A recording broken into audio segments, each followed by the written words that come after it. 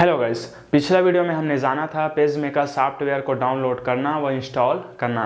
यदि आपने उस वीडियो को मिस कर दिया है तो उसका लिंक मैं ऊपर आई बटन में दे दिया हूं, आप वहां पर क्लिक करके वीडियो देख सकते हैं व डाउनलोड व इंस्टॉल करना सीख सकते हैं। तो गाइस, आज के इस वीडियो में हम लोग जानेंगे पेज मेकर सॉफ्टवेयर के अंदर आने वाले टूल बॉक्स के सभी ऑप्शन के प्रयोग, और साथ ही यदि आप पेज मेकर पर शादी कार्ड, छठी कार्ड या कोई भी मैटर तैयार करते हैं तो जो उसको बनाने के दौरान जो ऑप्शन यूज होता है वो सभी बेसिक ऑप्शन का प्रयोग बताऊंगा जो बहुत ही काम का है। जी हाँ गाइस, नमस्कार, मेरा नाम पुष्पराज साहू है और मेरा यूट्यूब चैनल एजुकेशन पुष्पराज में आप सभी का स्वागत है। तो गाइस, यदि आप इस चैनल पर पहली बार विजिट करें प्लीज वीडियो को लाइक, चैनल को सब्सक्राइब करना मत भूलिएगा, साथ ही बेल घंटी को प्रेस कर देंगे जिससे कि मैं जो भी वीडियो अपलोड करूँ उसकी नोटिफिकेशन आपको सबसे पहले मिले। तो चलिए गाइस, वीडियो स्टार्ट करते हैं, चलते हैं कंप्यूटर स्क्रीन पर।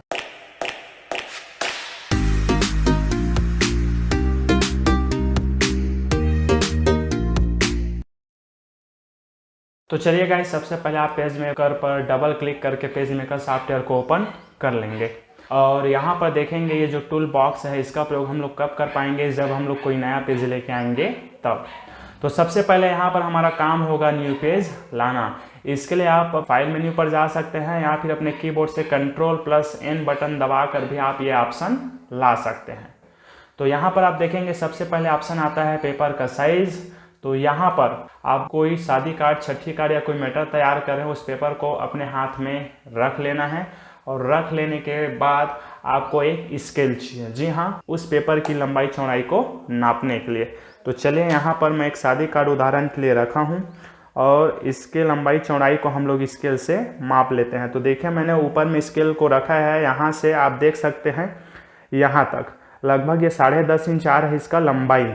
और तो चलिए, लंबाई नाप लेने के बाद इसके चौड़ाई को हम नापते हैं और यहाँ पर मैं इसका चौड़ाई नाप रहा हूँ लगभग ये 8.25 इंच। जी हाँ, आपको मैं कंप्यूटर स्क्रीन पर दिखाने की कोशिश करता हूँ जो कि कैमरा स्क्रीन ठीक से नहीं कर पा रहा है। तो ये लगभग 8.5 इंच। तो चलिए, मैं यहाँ पर जो भी लंबाई चौड़ाई नापा हूँ इसको मैं कंप्यूटर पर इंटर कर लेता हूँ। तो यहाँ पर मैं चलिए इसका लंबाई इंटर कर लेता हूँ। लंबाई लगभग जैसा कि मैं बताया था 10 इंच 75 पॉइंट, और इसका चौड़ाई लगभग शादी कार्ड का ये आया था लगभग 8.25 इंच, तो 8.25। जो भी आप मैटर बना रहे हैं उसका कार्ड का जो भी लंबाई चौड़ाई है उसको आप यहाँ पर इंटर कर लेना है।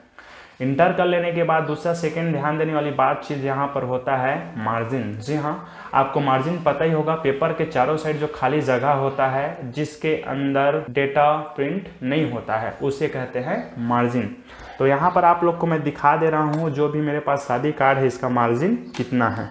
तो यहाँ पर देख सकते हैं चारों साइड पेपर के कॉर्नर पर ये मार्जिन दिया हुआ है। इसको मैं स्केल से नाप लेता हूँ तो लगभग ये आधा इंच है और लगभग ये भी आधा इंच और नीचे भी आधा इंच और ऊपर जो है वो ज़्यादा होगा। जी हाँ, क्योंकि इसके ऊपर में श्री गणेशाय लिखा है इसलिए। तो ये लगभग 1.25 इंच है। तो चलिए, मैंने नाप लिया है और आप लोग भी इस प्रकार से उसको नाप लेंगे। तो चलिए, मार्जिन नाप लेने के बाद आप इंटर कर लेंगे। तो यहाँ पर मेरा मार्जिन जो है 0.50 मतलब आधा इंच। तो मैं राइट साइड भी 0.50 दूंगा और ऊपर तो यहाँ पर देखिए 0.75 है मतलब 1.25 इंच हो गया, और नीचे में भी हमको क्या देना है 0.50 मतलब आधा इंच। इतना कर लेने के बाद आपको कर लेना है ओके। इस प्रकार से आपका फिर पेपर आ जाता है। इसके बाद आपको दो चीज़ ध्यान देना है। यदि आपके कंप्यूटर पर ये रूलर बार दिखाई नहीं दे रहा होगा तो उसको आप व्यू में जाके और यहाँ से ये Ctrl+R, जी हाँ, या हाइड रूलर से भी आप उसको छिपा सकते हैं और यहीं पर जाके उसको ला सकते हैं। यहाँ शो रूलर्स पे क्लिक कर लेंगे या शॉर्टकट बटन है Ctrl+R, तो ये रूलर बार आ जाता है। और दूसरा जो है ये टूल बॉक्स का होना भी ज़रूरी है। यदि ये नहीं दिखाई दे रहा होगा तो आप उसके लिए आप विंडो में जाएंगे और यहाँ पर देखिए हाइड टूल्स लिखा है, इसी पे क्लिक करते हैं तो देखेंगे छिप जाता है और इसी पे क्लिक करने से फिर से आ जाता है। तो चलिए, इतना जान लेने के बाद अब हम लोग आगे बढ़ते हैं। अब जानते हैं टूल बॉक्स का प्रयोग, और इसके अंतर्गत फर्स्ट ऑप्शन है सिलेक्ट और मूव टूल। जी हाँ, इस विकल्प का प्रयोग किसी ऑब्जेक्ट को सिलेक्ट करने व उसको एक जगह से दूसरे जगह मूव करने के लिए होता है। तो इसके लिए मैं चलिए यहाँ पर ये एक ऑप्शन ड्रैग कर लेता हूँ, क्योंकि अभी मैंने फोटो या टेक्स्ट नहीं लिखा है इसलिए इसको मैंने ड्रॉ किया। अब इसको देखेंगे मूव टूल की सहायता से हम इसको सिलेक्ट भी कर सकते हैं। ये देखिए सिलेक्ट हो चुका है, चाहो तो मैं इसको कट, कॉपी या डिलीट कर सकता हूँ, या दूसरा काम आप यहाँ से इसको एक जगह से दूसरे जगह ऐसे मूव कर सकते हैं। ये पहला ऑप्शन का प्रयोग हुआ। तो चलिए पहला ऑप्शन जान लेने के बाद अब जानते हैं दूसरा ऑप्शन टेक्स्ट टूल का प्रयोग। और इस विकल्प का प्रयोग कोई नाम या शब्द लिखने के लिए होता है। जी हाँ, आप यहाँ पर क्लिक करते हैं तो देखेंगे एक हमको कंट्रोल पैलेट्स नज़र आता है। यदि ये नज़र नहीं आ रहा होगा आपके कंप्यूटर स्क्रीन पर तो उसके लिए आप आ जाएंगे विंडो में, और यहाँ पर देखिए लिखा रहता है हाइड कंट्रोल पैलेट्स। इस पर क्लिक करेंगे तो देखेंगे छिप जाता है और इसी पे क्लिक करने से आ जाता है। तो शो कंट्रोल पैलेट्स पे क्लिक करेंगे और आ जाएगा इस प्रकार से। तो लिखने से पूर्व आप यहाँ से भाषा सेट कर सकते हैं कि आपको कौन से भाषा में टाइप करना है। तो यहाँ पर मैं कृतिदेव ले लेता हूँ, ठीक है। आपको जो भी लैंग्वेज लेना है आप सेट कर सकते हैं। यहाँ से आप साइज सेट कर सकते हैं, तो मैं यहाँ से 14 ले लेता हूँ। यहाँ से बोल्ड वगैरह भी कर सकते हैं, करना रहेगा तो इटालिक अंडरलाइन जो करना चाहें इस पर क्लिक करके अप्लाई कर सकते हैं। और लिखने से पूर्व आप यहाँ से कलर भी सेट कर सकते हैं। तो चलिए मैं ब्लैक ही रहने देता हूँ, और आपको इस प्रकार से माउस को ड्रैग करना रहेगा जितने एरिया पर आप लिखना चाहते हैं। तो मैं इतना ही रख देता हूँ, और यहाँ पर जैसे मैं लिखता हूँ, ठीक है, श्री गणेशाय नमः। देखिए अभी फ़ॉन्ट साइज़ बहुत छोटा है तो मैं फ़ॉन्ट साइज़ को बड़ा कर लेता हूँ। पहले तो सेलेक्ट कर लेंगे control plus shift plus greater than, जहाँ बड़ा बटन का चिन्ह से बड़ा होगा और छोटा बटन से छोटा। और ये देखेंगे जैसे मैं बड़ा करते जा रहा हूँ फ़ॉन्ट साइज़ बड़ा होते जा रहा है। अब इसके आगे और आपको कुछ लिखना है तो आप स्पेस बार बटन दबाइए और ऐसे लिख सकते हैं। ये देखेंगे लेकिन जो लिख रहा हूँ वो सेकेंड लाइन में आ गया है, तो उसको आप एक ही लाइन में करना चाहते हैं तो आपको मूव टूल पे क्लिक करना पड़ेगा। फिर आप इस टेस्ट पे क्लिक करेंगे और इसकी जो लेंथ है, लंबाई है, उसको आप ऐसे माउस से ड्रैग करके बढ़ा लेंगे, तब जाके वो देखेंगे एक लाइन में आ जाता है। अब इसको डिलीट करना चाहते हैं तो आप टेक्स्ट पर क्लिक करेंगे और यहाँ फिर से शब्द के पास क्लिक करेंगे माउस से, और ये देखेंगे इसको डिलीट कर सकते हैं, या और कुछ लिखना चाहें तो लिख सकते हैं। अब मान लीजिए इसका कलर बदलना चाहते हैं तो आप इसको सिलेक्ट कर लीजिए और यहाँ से जो भी कलर करना चाहते हैं उस कलर पर से क्लिक करेंगे, देखेंगे कलर चेंज होते जाता है, ठीक है। तो ऐसे कलर चेंज कर लेने के बाद अब इसको एक निश्चित जगह पे मूव करना चाहते हैं, ले जाना चाहते हैं, तो आप ये फर्स्ट ऑप्शन पे क्लिक करेंगे और इसका आप जो लेंथ है उसको आप ऐसे एडजस्ट कर लेंगे और इसको माउस से ऐसे ड्रैग करके जहाँ रखना चाहते हैं वहाँ रख सकते हैं। अब देखिए यहाँ पर हमें पेपर का ये जो पेपर का साइज़ है वो हमें सेंटर समझ नहीं आ रहा है, तो उसके लिए आप क्या करेंगे, पहले पेपर का साइज़ देख लो। देखो यहाँ 0 से चालू हुआ है और यहाँ 8.25 पे कंप्लीट हुआ है ना। तो यहाँ से हम लोग क्या करेंगे, ये रूलर बार पर आएंगे और माउस से ड्रैग करते हुए, जी हाँ, ऐसे आप ड्रैग कर लेंगे तो एक लाइन आ जाता है इस प्रकार से। और उसी तरह आप ऊपर से भी चाहे तो ऐसे लाइन ड्रैग कर सकते हैं। तो देखिए मैं यहाँ पर देख रहा हूँ पेपर का लंबाई जो है 11.25 है, तो इसको मैं कर लेता हूँ लगभग, चलिए इतना। तो आप ऐसे पेपर के साइज़ को जितना चाहें उतना हिस्सा में डिवाइड कर सकते हैं और निश्चिंत रहें, प्रिंट करेंगे तो ये लाइन प्रिंट नहीं होता है, बस ये आपका डायरेक्शन के लिए होता है। जी हाँ, अब चलिए हम लोग शब्द को मूव टूल की सहायता से इसको एडजस्ट कर लेते हैं। या तो माउस आप ऐसे ड्रैग कर सकते हैं या फिर आप कीबोर्ड के एरो की से भी आप ऊपर नीचे इसको ऐसे कर सकते हैं, ठीक है। उसके बाद चलिए नेक्स्ट ऑप्शन जानते हैं रोटेट टूल, और इस विकल्प का प्रयोग होता है किसी भी शब्द ऑब्जेक्ट को रोटेट करने के लिए। जी हाँ, आप इसकी सहायता से कोई भी ऑब्जेक्ट, चाहे फोटो रहे चाहे वेडिंग लोगो रहे, उसको आप इस प्रकार से रोटेट कर सकते हैं यदि करना है तो, और नहीं करना है तो उसको ऐसे आप बराबर करके छोड़ सकते हैं, ठीक है, इस प्रकार से। तो चलिए नेक्स्ट ऑप्शन जानते हैं क्रॉप टूल। इसका प्रयोग जानते हैं फोटो के अनवांटेड भाग को क्रॉप करने के लिए होता है और ये ज़्यादा काम का नहीं है। ये होता है लाइन टूल, इस प्रकार से लाइन खींचने के लिए होता है। देखिए अभी लाइन का कलर ब्लैक है और इसका कलर आप बदलना चाहते हैं, फिर से आप यहाँ पर क्लिक करेंगे, ये देखेंगे लाइन का कलर चेंज होते जाता है।